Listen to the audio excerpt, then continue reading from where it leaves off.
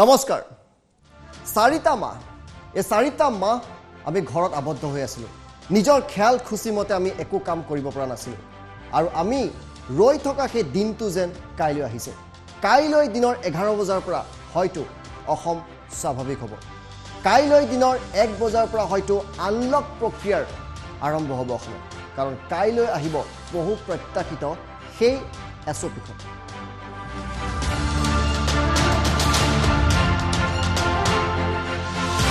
কাইলৈ ৰাজ্যত আহি আছে আনলকৰ নতুন নিয়ম 11 বছৰ স্বাস্থ্যমন্ত্ৰী কেশৱ মহন্তই ঘোষণা কৰিব নতুন এছঅপি শিক্ষানুষ্ঠান পৰ্যায়ক্ৰমে খোলা হ'ব ৰাজ্যত কেতিয়া খুলিব কাইলৈ আমি গম পাম উচ্চতৰ মাধ্যমিক চূড়ান্ত বৰ্ষৰ পাঠদান আৰম্ভ হ'ব কেতিয়াৰ পৰা আৰম্ভ হ'ব কাইলৈ 11 বজাত গম পাম সেপ্টেম্বৰতে স্নাতকৰ চূড়ান্ত বৰ্ষৰ পাঠদানো আৰম্ভ হ'ব ৰাজ্যত আৰু কাইলৈ অসম চৰকাৰে সেই আনুষ্ঠানিকভাৱে জনোৱাৰ পূৰ্ণ সম্ভাৱনা আছে 11টা বজাত সেপ্টেম্বৰ মাহতে স্নাতকোত্তৰ চূড়ান্ত বৰ্ষৰ পাঠদানো ৰাজ্যত আৰম্ভ হ'ব তাৰিখ কাইলৈ গম পাম খোলা হ'ব ছাত্ৰ আৰু ছাত্ৰী নিবাস কেতিয়াৰ পৰা খুলিব কেনেকৈ খুলিব কাইলৈ গম পাম ছাত্ৰ-ছাত্ৰী শিক্ষকসকলক 5 ছেপ্টেম্বৰৰ ভিতৰত দিয়া হ'ব ভেকচিন শিক্ষকসকলক 5 ছেপ্টেম্বৰৰ ভিতৰত ভেকচিন দিয়া হ'ব কাৰ্ফিউ সময়সীমা 1 ঘণ্টা হয়তো আৰু শিথিল কৰিব আৰু 1 ঘণ্টা আপুনি দেৰিলৈকে বাহিৰত থাকিব পাৰিব আন্তঃজিলা যাতায়াত খুলি দিয়া হ'ব আন্তঃজিলা যাতায়াত খোলা হৈছে কাইলৈৰ পৰা ৰাজহুৱা পৰিবহণ হয়তো খুলিব বাছ চলিব ইমান দিনে আপুনি ইখন ৰাজ্যৰ পৰা ইখন জিলাৰ পৰা সিখন জিলালৈ যাব পৰা নাছিল কাইলৈৰ পৰা হয়তো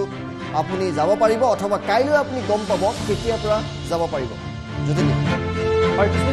কাইলৈ যিখন সংবাদ মেল হ'ব এই সংবাদ মেলখনৰ যথেষ্ট গুৰুত্ব আছে দীঘলীয়া সময় ধৰি জনতা আবদ্ধ হৈছিলে বিভিন্ন নিয়মৰ মাজত থাকিবলগীয়া হৈছিলে যদিও অসমত লকডাউন দিয়া হোৱা নাছিলে তাৰ মাজতো কিন্তু এটা পৰিৱেশৰ মাজত আমি আছিলোঁ আজি যদি চাই কোভিডৰ সংখ্যা ৰাজ্যত কমি আহিছে আজি 500তকৈ কেইগৰাকীমান অধিক লোক আক্ৰান্ত হৈছে কিছু মুহূৰ্তৰ আগতে প্ৰায় 507 গৰাকী আক্ৰান্ত হৈছে কিন্তু এই পৰিসংখ্যা যথেষ্ট কম গতিকে চৰকাৰে চিন্তা কৰিছে স্বাভাৱিক জীৱন যাত্ৰা উভতাই অনাৰ বাবে মুখ্যমন্ত্ৰী ডক্টৰ হিমন্ত বিশ্ব শৰ্মাই কালিয়ে তাৰ ইংগিত দিছে কেশৱ মহন্ত ইয়াৰ ইংগিত দিছে ৰণোজ পেগুৱে ইয়াৰ কথা উল্লেখ কৰিছে শিক্ষামন্ত্ৰী আৰু তেওঁলোকে কৈছে যে ধাৰাবাহিকভাৱে লকডাউনৰ সদৃশ পৰিৱেশ থকাৰ পিছত পৰ্যায়ক্ৰমে লাহে লাহে স্বাভাৱিক জীৱন যাত্ৰা আমি উভতাই আনিম শিক্ষা অনুষ্ঠানৰ ক্ষেত্ৰত কেইবাটাও সিদ্ধান্ত লৈছে স্বাস্থ্য বিভাগ আৰু শিক্ষা বিভাগে কথা পাতিছে সেপ্টেম্বৰ মাহৰ ভিতৰত উচ্চতৰ মাধ্যমিকৰ চূড়ান্ত বৰ্ষ স্নাতক আৰু স্নাতকোত্তৰ চূড়ান্ত বৰ্ষৰ পাঠদান আৰম্ভ হ'ব এতিয়া কিদৰে আহিব তেওঁলোকক ইয়াৰ পূৰ্বে আমি দেখিছিলোঁ সোম মঙ্গল বুধ এইদৰে বাৰসমূহ ভগুৱাই দিয়া হৈছিলে কেইটামান শ্ৰেণীক সোমবাৰ আহিব দিছিলে বুধবাৰ আহিব দিছিলে শুকুৰবাৰ আহিব দিছিলে আন কেইটামান শ্ৰেণীক মঙ্গলবাৰ বৃহস্পতিবাৰ শনিবাৰ আহিব দিছে এতিয়া তেনেকুৱা এটা পদ্ধতিতে থাকিব নে আন কিবা পদ্ধতি ল'ব এইটো এটা প্ৰশ্ন আছে দ্বিতীয় কথাটো কাইলৈ আমি গম পাম যিটো ভেকচিনেশ্যনৰ কথা কৈ আছে আজি মহানগৰৰ উপায়ুক্তই এটা কথা কৈছে যে তেওঁলোকে টাৰ্গেট লৈছে সেপ্টেম্বৰৰ 5 তাৰিখৰ ভিতৰত ছাত্ৰ ছাত্ৰী আৰু শিক্ষাগুৰুসকলক যাতে ভেকচিনৰ সম্ভৱ হ'লে 2টা ড'জ দিব পৰা যায় অৰ্থাৎ ভেকচিনেশ্যন হোৱাৰ পাছতহে যাতে তেওঁলোকে শিক্ষানুষ্ঠানলৈ আহে এইটো এটা চৰকাৰে সুনিশ্চিত কৰিব 18 বছৰৰ ওপৰৰ ছাত্ৰ ছাত্ৰীক দিব হয় 18 বছৰৰ ওপৰৰ ছাত্ৰ ছাত্ৰীক আৰু সেইবাবে উচ্চতৰ মাধ্যমিক চূড়ান্ত বৰ্ষ স্নাতকোত্তৰ চূড়ান্ত বৰ্ষ বিশ্ববিদ্যালয় আদি খোলাৰ প্ৰথম অৱস্থাত সিদ্ধান্ত লোৱা হৈছে অৰ্থাৎ ভেকচিনৰ ডাবল ড'জ লোৱাৰ পাছত সংক্ৰমণৰ যিটো সম্ভাৱনীয়তা আছে কোভিডৰ সংক্ৰমণৰ সেয়া কমি যায় তাৰ বাবে সিদ্ধান্ত লৈছে মাত্ৰ 3টা দিন পূৰ্বে কৈছে যে ছাত্ৰী নিবাস খুলি দিয়া হ'ব মুখ্যমন্ত্ৰীয়ে কৈছে কিন্তু তাৰ বাবে ছাত্ৰী নিবাসত আহিবলৈ ভেকচিনৰ 2টা ড'জ ল'ব লাগিব এটা ড'জ ল'লে নহ'ব 2টা ড'জ লোৱাৰ পাছত আহিব পাৰিব স্বাভাৱিক জীৱন যাত্ৰা উভতাই অনাৰ বাবে এইটো চৰকাৰে বৃহৎ সিদ্ধান্ত লৈছে কাইলৈ 11 বজাত আমি সকলো নিয়ম গম পাম কিন্তু ডাঙৰ প্ৰত্যাহ্বান হ'ব যেতিয়া ছাত্ৰ ছাত্ৰী বিদ্যালয়লৈ আহিব যেতিয়া বাছ চলিব এইটো এটাও কিন্তু বৃহৎ প্ৰত্যাহ্বান ঋতুস্মী হয়তো 50% যাত্ৰীয়ে বাছসমূহ চলা হ'ব আন্তঃজিলা বাছসমূহ আৰু গুৱাহাটীলৈ আহিব পাৰিব হয়তো ইয়াৰ পূৰ্বে আমি যেতিয়া দেখিছিলোঁ যেতিয়া আনলক হৈছিল আপুনি যিটো কথা উল্লেখ কৰিছে 50% যাত্ৰীয়ে বাছ চলিব ইয়াৰ পূৰ্বে যেতিয়া বাছ ৰাজহুৱা পৰিবহণ ব্যৱস্থা বাছ বা আন্তঃজিলাত যাতায়াতৰ বাবে বাছক অনুমতি দিয়া হৈছিল তেতিয়া কিন্তু 50% যাত্ৰী লৈয়ে চলিছিলে গতিকে তেনেকুৱা এটা নিয়ম থাকিব বুলি কোভিড প্ৰটকল মানি ঠিক তেনেকুৱা এটা নিয়মেই থাকিব যেন এই মুহূৰ্তত অনুমান কৰিব পাৰি পূৰ্বৰ অভিজ্ঞতাৰ পৰা চৰকাৰে যদি কিবা পৃথক চিন্তা কৰিছে হে আমি নাজানো কিন্তু যেহেতু যদিও বিভিন্ন লোকক ভ্যাকচিন দিয়া হৈছে বহু লোকক এতিয়াও ভ্যাকচিন দিব বাকি আছে কোনোবাই মাত্ৰ এটা ডোজহে লৈছে গতিকে 50%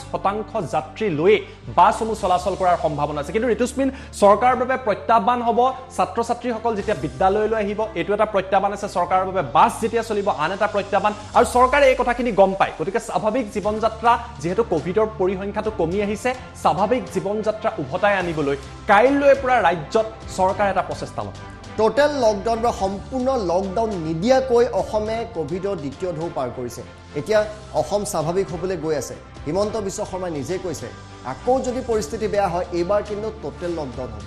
এইটো এটা ডাঙৰ কথা মুখ্যমন্ত্ৰীগৰাকীয়ে মাত্ৰ দুদিন পূৰ্বে কৈছে যে আমি যেতিয়া খুলি দিম বাছ যেতিয়া খুলি দিম আন্তঃজিলা যেতিয়া সম্পূৰ্ণভাৱে ৰিলেক্স কৰি দিম বা আপোনালোকক এঘণ্টা অধিক সময় কাৰফিউ শিথিল কৰি দিব ধৰক 7 বজালৈকে আপুনি দোকান খুলিব 8 বজাৰ পৰাহে কাৰফিউ থাকিব মানে কেৱল নৈশ কাৰফিউহে থাকিব তেনেকুৱা এটা ব্যৱস্থা কৰোঁতে যদি কোভিড প্ৰটকল জনতাই নামানে মুখ্যমন্ত্ৰীয়ে কৈছে তেতিয়া কিন্তু সমস্যা হ'ব কিয়নো এটা কথা আমি মনত ৰাখিব লাগিব আমি ছেকেণ্ড ৱেভতে আছোঁ ভাৰতৰ বিভিন্ন ঠাইত তৃতীয় ৱেভ আহিব বুলি বা প্ৰায় আহিছে বুলি এটা ধাৰণা কৰা হৈছে বিশেষকৈ কেৰালা বা আন প্ৰান্তত গতিকে দ্বিতীয় ঢৌ আৰু তৃতীয় ঢৌ যদি সংমিশ্ৰণ হয় তেতিয়া আমি বিপদত পৰিম গতিকে মুখ্যমন্ত্ৰীয়ে কৈছে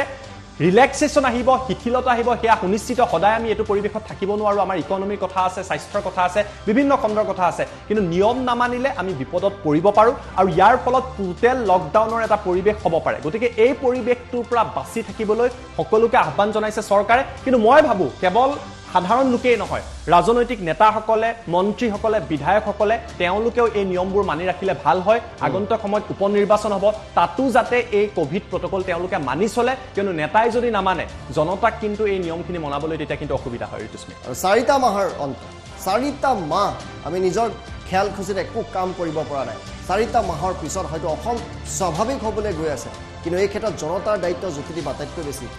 হয় জনতাই এই ক্ষেত্ৰত ব্যৱস্থা লোৱাটো নিতান্তই প্ৰয়োজন আছে আটাইতকৈ ডাঙৰ কথাটো এটা কথা চাওক চৰকাৰে নিয়ম আনিব পাৰে বা বিভিন্ন ধৰণৰ তেওঁলোকে বিভিন্ন ব্যৱস্থা গ্ৰহণ কৰিব লাগে কিন্তু আমি যদি নিজে সজাগ নহওঁ আমি যদি ভ্যাকচিন কেইটা নিজে ল'ব লাগে বুলি নাভাবোঁ বা পৰিয়ালৰ লোকক আমি ভ্যাকচিনেশ্যনত লৈ নাযাওঁ যদি কোনোবা বাকী আছে তেতিয়া হয়তো আন বহু লোক বিপদত পৰিব পাৰে প্ৰথম কথা দ্বিতীয় কথা যেতিয়া আমি বজাৰলৈ গৈছোঁ বা ৰাজহুৱা পৰিবহণ ব্যৱস্থা ব্যৱহাৰ কৰিছোঁ তেতিয়া যাতে আমি মাস্ক পৰিধান কৰি থাকোঁ বা চেনিটাইজাৰৰ বটলটো নিজৰ পকেটতে আমি যাতে লৈ যাওঁ এই কথাখিনিও গুৰুত্ব দিয়াৰ প্ৰয়োজন আছে তেতিয়া আমি কোভিডৰ সৈতে ঋতুস্মিন সহবাস কৰিব লাগিব কোভিড হয়তো তৃতীয় ৱেভ আহিব আৰু ৱেভ আহিব পাৰে গতিকে কোভিড এতিয়াই সম্পূৰ্ণৰূপে পৃথিৱীৰ পৰা আঁতৰি নাযায় গতিকে কোভিডৰ লগত কো এক্সিষ্টেন্স হৈ আমি চলিব লাগিব ইতিমধ্যে আমি দুটাকৈ ৱেভ পাইছোঁ আমি বহু মানুহ হেৰুৱাইছোঁ আমি বহু নীতি নিয়ম জানো এই কথাখিনি মানি চলিলে মোৰ বোধেৰে আৰু চৰকাৰখনেও হয়তো ভাবিছে যে সমগ্ৰ পৰিৱেশ পৰিস্থিতিৰ পৰা আমি স্বাভাৱিক জীৱন যাত্ৰালৈ অগ্ৰসৰ হ'বলৈ সক্ষম হ'ম আৰু কাইলৈ 11 বজাত কি ঘোষণা আহিব কি নিয়ম আহিব তাৰ ওপৰত কিন্তু ৰাজ্যবাসীৰ দৃষ্টি নিবদ্ধ হৈ আছে কাইলৈ 11 বজাত টাইমতে চেষ্টা কৰিব প্ৰথম খবৰ আপোনালোকক দিবলৈ কিন্তু এই মুহূৰ্তত আমি জনাইছোঁ কাইলৈ 11 বজাত আমি আগ্ৰহে ৰৈ আছোঁ যে অসম স্বাভাৱিক হ'বলৈ গৈ আছে কাইলৈ দিনৰ 11 বজাত কাইলৈ ৰাজ্যত আহি আছে আনলকৰ নতুন নিয়ম নতুন এছঅপি আহিব কাইলৈ